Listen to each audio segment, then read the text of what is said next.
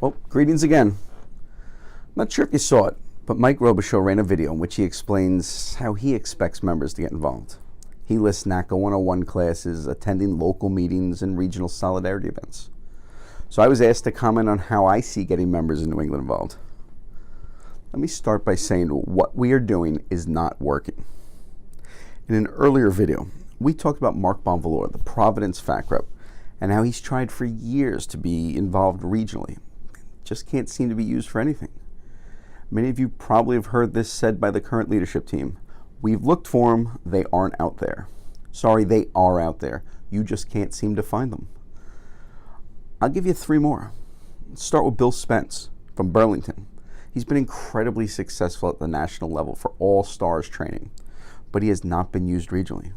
Does NATCA New England have any facilities with training issues? For some reason that sounds vaguely familiar to me. Jason Michaud, K90, now A90.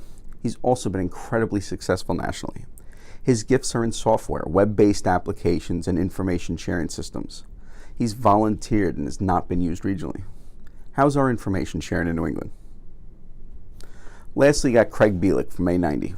Craig is so unknown regionally that when Mike Robichaud's campaign ran their first video in which they named members in New England who have had achievements at the national level, he wasn't even mentioned.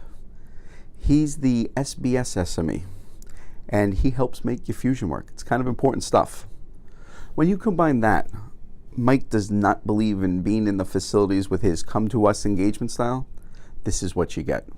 These great activists found a way to fulfill their drive, and they grew nationally.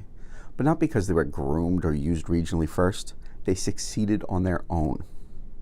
So what are we going to be doing differently? You know, being in buildings has numerous effects on the region. When you're face-to-face with your members, you learn the little nuances that you can't get in a call me if you need me or come to us style. You've heard the old adage, you got two ears and one mouth, listen twice as much as you speak. You aren't in these buildings only to talk. You're there to listen. Not only are you listening for the pulse of the rank and file, you're searching for those that are intrigued or show a certain skill set that could benefit the local, the region, and even the member themselves. You are always recruiting. Once you've locked in on some of the obvious future leaders, you need a hook. The hook is the exposure and the NATCA juice that gets in all of us. NATCA's engineered three major hooks for us, and they are all great. NATCA in Washington, CFS, and the convention.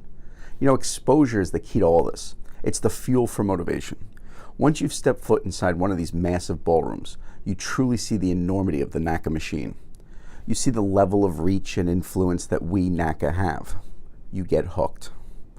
Why are these hooks so good? Because we are all cut from a little different cloth. Techies, LMR guys, political junkies, safety and procedures. Recognize your people. Send them to the right hook.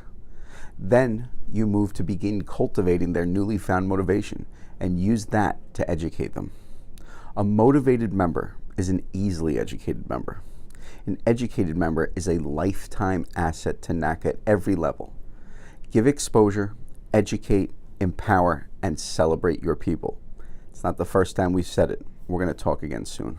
Thanks.